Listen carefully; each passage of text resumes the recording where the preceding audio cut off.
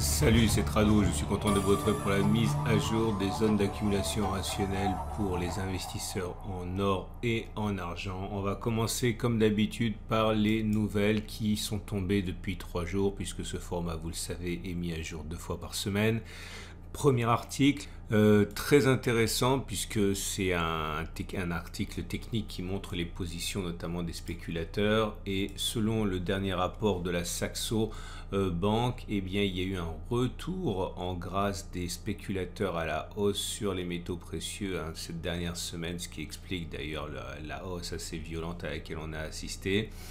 C'est vrai pour l'or, c'est vrai pour l'argent, mais pas uniquement. Bref, il y a des signes qui ne trompent pas. Et encore une fois, le terrain qui avait déserté par les spéculateurs est à nouveau reconquis par ces mêmes spéculateurs à suivre de près. Deuxième article, cet article nous vient d'un spécialiste canadien qui explique que bon, l'argent a fortement déçu. Il faut rappeler quand même que l'argent a surperformé sur 3 ans l'or, mais c'est vrai également que si on regarde la dernière année, enfin l'année 22, eh bien, il y a quand même un peu de, et même 21, il y a de la déception pour ceux qui ont parié sur l'argent. Mais HSBC et UBS considèrent toujours que les investisseurs en argent ne devraient pas non plus être déçus, et enfin pour la suite, et notamment que lorsque l'or repartira, en particulier lorsque les banques centrales seront tenues d'être moins agressives sur les taux d'intérêt à cause de leur endettement, eh bien l'argent ne devra absolument pas être mis de côté.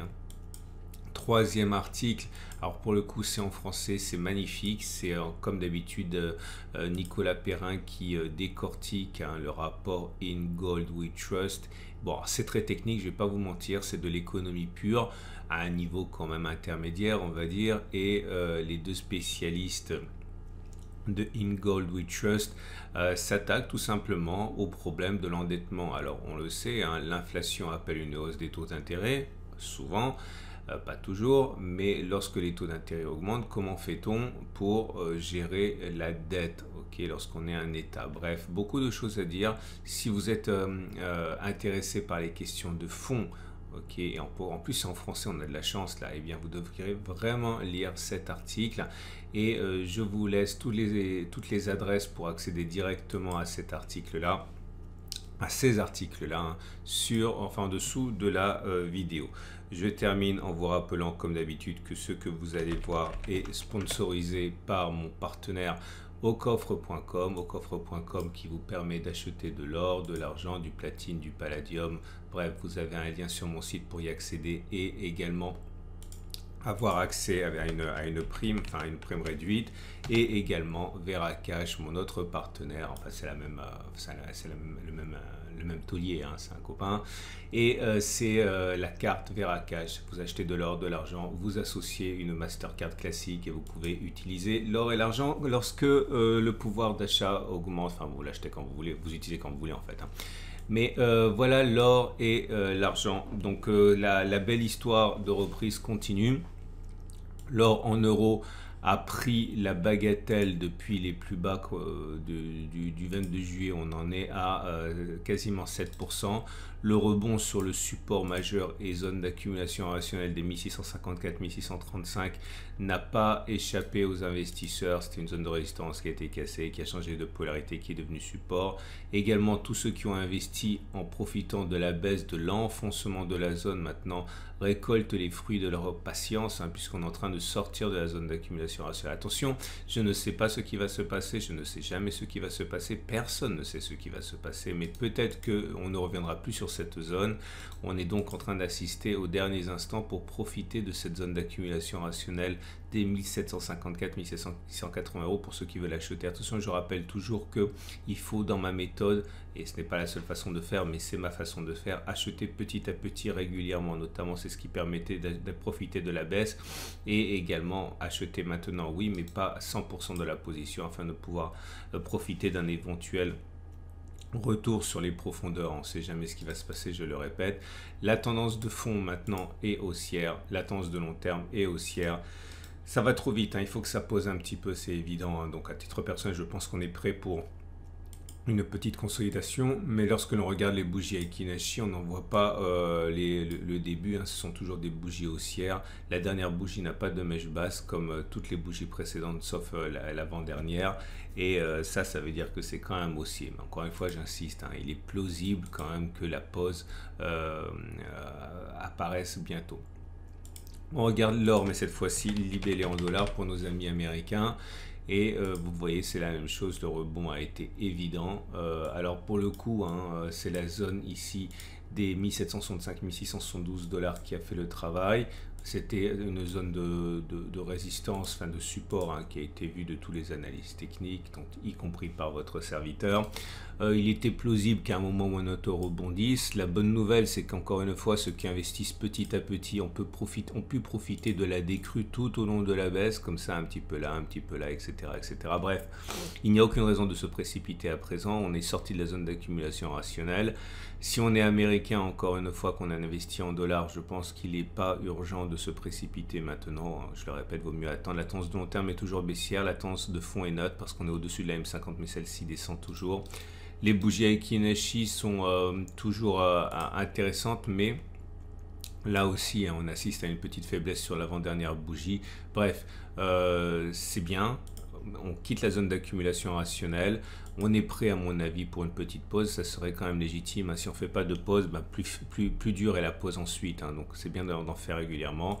L'argent libellé en euros explose actuellement, hein. On a vu les raisons notamment sur la précédente vidéo. La baisse des stocks en est une, hein, au LBMA. Mais regardez la beauté de cette zone d'accumulation rationnelle des 17, 9, 16, 8. On a à peine eu le temps de venir la toucher qu'on a rebondi. Le rebond depuis cette zone s'effectue actuellement et s'établit à 12,7%. On est monté jusqu'à 14% à l'espace d'une poignée de séances. Il faut remonter loin, hein, pour trouver l'origine de cette zone d'accumulation rationnelle. Ancienne résistance qui a été cassée. Et bon, comme d'habitude, comme il se passe statistiquement, ça change de polarité, ça devient support. Mais attention, la tendance de long terme est toujours baissière et la tendance de fond est plutôt neutre. Bougie Aiki Nashi plutôt haussière, mais là aussi, hein, il y a des petites pauses. Alors, ce que j'aime bien avec l'argent, contrairement à l'or, c'est qu'on a eu une pause quand même digne de ce nom là, il y a la semaine dernière. Donc ça me semble quand même un peu plus sain que pour l'or, paradoxalement, même si l'argent a bondi davantage. Et pour l'argent libellé en dollars, c'est toujours la même chose. C'est un magnifique rebond sur zone d'accumulation rationnelle. En l'occurrence ici, la zone des 19,7, 18,5. Toujours la même idée, hein. C'était une zone de résistance. Elle a été cassée. Elle a changé de polarité. Elle a changé. Regardez, là aussi, on a eu de la chance parce qu'on a profité de la baisse, hein. Et maintenant qu'on n'est plus en zone d'accumulation rationnelle, ceux qui ont investi progressivement et surtout qui ont investi tout en bas ici connaissent une progression de leur dernière tranche d'achat qui est de 12% à l'espace d'une poignée de semaines, hein, même pas un mois. C'est pas mal, mais attention, la tendance de long terme est toujours baissière, la tendance de fond est seulement neutre. On a eu la chance, nos amis américains ont eu de la chance parce qu'on est revenu tester cette zone il y a 3 séances, hein. Pour les retardataires, on peut toujours espérer qu'on refasse la même chose, voire que l'on s'enfonce. Encore une fois, quand on est un investisseur de long terme, que l'on ne pense pas à la vente, qu'on est simplement dans un souci d'acquisition pour le long terme, le très long terme, la retraite, la transmission, les coups durs, on s'en fiche de la vente, hein. Tout ce qu'on veut, c'est acheter au moindre coût, et on a une opportunité là et on espère en avoir d'autres. Voilà, c'en est terminé pour l'analyse du jour. Si vous avez aimé ce format, merci infiniment de votre fidélité. Vous pouvez vous abonner à la chaîne YouTube, évidemment c'est gratuit. Vous pouvez également liker, ça me fait toujours plaisir. Vous avez la possibilité de mettre à jour vos connaissances tous les mercredis et tous les samedis. Les liens vers les vidéos, les articles que j'ai mentionnés sont disponibles sur mon site. Vous avez l'adresse en dessous de la vidéo. Et également, n'oubliez pas d'aller faire un tour du côté de mes partenaires si vous êtes intéressé par l'or et par l'argent. Si vous devez investir sur l'or et sur l'argent pour le long terme, vaut mieux passer par le leader. Voilà, à samedi pour la mise à jour.